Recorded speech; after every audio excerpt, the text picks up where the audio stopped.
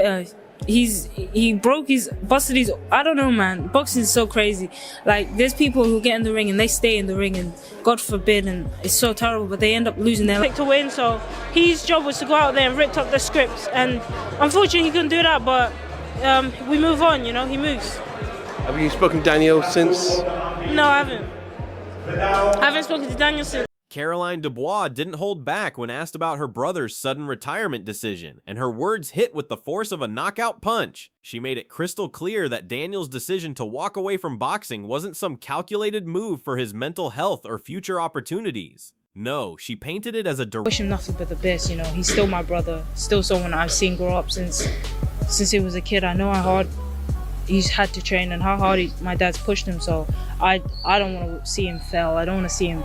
Direct result of his crushing loss to Alexander Usyk. According to Caroline, the defeat wasn't just physical, it was spiritual. Usyk didn't just beat Daniel in the ring, he broke him, shattered the part of him that believed he could still be great. It was one of those brutally honest moments that can only come from a sibling, and it set the tone for what was about to become a tidal wave of criticism and raw honesty from those closest to him. What Caroline implied without best wasn't good enough. Usyk's a great champion. He's the best in the world for a reason. You know your son very well. He's only 27. Yes, it's back to the drawing board.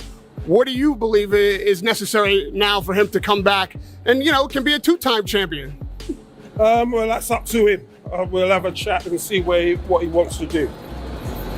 Do you know yet what you'd like him to? Sugarcoating was that Daniel simply couldn't handle the defeat. It stripped away the facade of invincibility and exposed a reality he wasn't prepared to face. But Caroline's words weren't the only gut punch he would receive that week. The situation went from bad to worse when Stan Dubois, Daniel's own father, stepped forward and spoke even more bluntly. If Caroline... British fight fans, because we've got a chance to make the biggest fight in boxing, but, you know, if that is the last we see of him, he's had a great career. I doubt it. But, you know, it's always best to come into retirement to make sure someone pays you to come out of retirement. But if that's his lot, much respect to him and wish him all the best. Caroline's take was harsh, Stan's was devastating. He didn't just question his son's resolve, he outright dragged him through the mud in front of the entire boxing world. Stan made it sound as though he was done believing in his son's ability to rise from this. He suggested Daniel wasn't good enough to recover, and his tone carried none of the soft touch you might expect from a supportive father. Instead, it came across like he was... I think that's the decision he's made, and we've had, I mean, what he's given to British boxing has been amazing. Leaving Daniel to figure things out on his own, like a lost boy stranded in the wilderness of his own failure. Retirement wasn't framed as a noble exit, it was a signal that Stan had lost faith. This wasn't fatherly support, it was a father publicly doubting the warrior his son was supposed to be. And just when you thought the family's public honesty couldn't get any harsher, the voices outside the home began chiming in. Eddie Hearn, never one to mince words, kept his tone classy on the surface. I don't believe he's retired, I don't believe he's done. I do believe he's probably one of the few fighters that's bigger than the belts. But laced with biting sarcasm. He suggested Daniel's retirement was more of a calculated move for a payday comeback later, joking that it felt like a washed-up actor begging for a sequel after a flop. It was a brutal shot that made Daniel sound more like a has-been clinging to relevance than a young fighter contemplating a comeback. Hearn's sarcastic jab was just one more log thrown on the fire. At this point, the trolling had begun to snowball. First Caroline, then Stan, now Hearn. Everyone seemed to be lining up to take their shots. Daniel had become British boxing's ultimate punchline, a far cry from the heavyweight hopeful who once carried the nation's expectations on his shoulders. Frank Warren, Daniel's longtime promoter, tried to strike a more respectful tone in public, but even his words sounded hollow. He called Daniel's contributions to British boxing amazing, but his half-hearted praise... The penny dropped that the fight could never go forward. And some of the stuff that's come out since about people being, you know, the board being sued and something and so forth is just a non-runner. It's crazy. He lacked conviction. It didn't sound like he believed it himself. After years of backing Dubois and building his brand, Warren's statement felt like he was scraping the bottom of the barrel for positive things to say. Beneath the polite words was a clear sense of disappointment. Warren looked relieved it was over, as though a weight had been lifted. And then came Johnny Nelson, the former cruiserweight world champion turned commentator, who wasn't about to let Daniel off the hook either. Nelson offered what appeared to be respectful praise for Daniel's career, but anyone listening closely could hear the sarcasm dripping from his words. He mocked the retirement circus without ever raising his voice. Bigger than the belt, he said, a phrase that landed more like a jab than a compliment. Nelson saw straight through the charade and wasn't afraid to let the audience know it. The veterans of the sport were clearly fed up with the narrative being spun around Dubois. Nelson wasn't praising Daniel's decision. He was highlighting how absurd the entire situation had become. The idea performance, it's just wrong in my book. But you know what? I also think that, you know, what he's done, it's like a slap in the face for his dad. That Daniel was somehow leaving the sport on his own terms, as if he were in control, was laughable to many insiders. Behind the scenes, Frank Warren's frustration with the entire saga was becoming more apparent by the day. While others debated Daniel's mindset, Warren began peeling back the curtain on the chaos that had plagued Dubois' career in recent months. He reminded everyone of the lawsuits, the failed negotiations, the confusion surrounding his future fights. It wasn't just a retirement, it was a meltdown of epic proportions. Warren's words painted a picture of a fighter who had not only lost the will to fight, but had also allowed the business side of his career to spiral out of control. In Warren's view, the writing had been on the wall long before the official announcement. The fight everyone thought would happen never stood a chance because Daniel simply didn't have the fire anymore.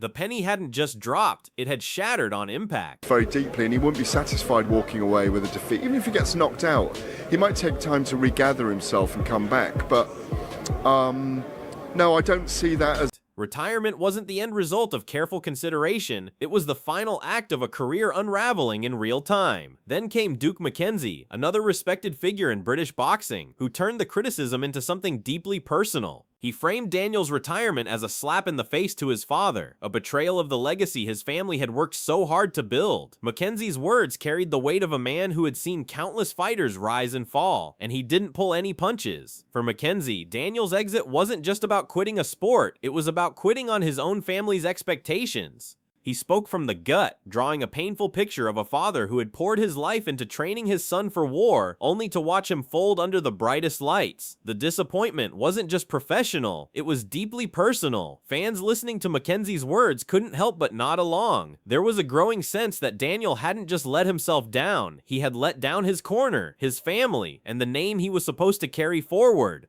Retiring at 20 was no indication that he was going to retire. Was it just...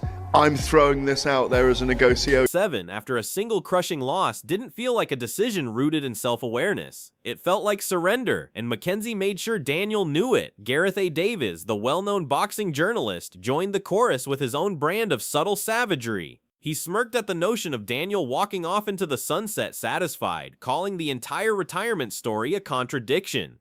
According to Davis, Daniel wanted to run from the defeat, yet keep the door open for a return, an approach that lacked dignity. It's not believable, he said, his understated comment landing like a hammer blow. Davis didn't stop there. In a follow-up, he doubled down and outright questioned whether the retirement was genuine at all. He suggested it could be a bluff, a cheap negotiation tactic meant to squeeze money or sympathy from promoters and fans. That was perhaps the most damaging assessment of all. When respected voices like Davis start speculating that your retirement is fake, you've officially lost credibility. He's 7 years old, and he's already a world champion, lost it.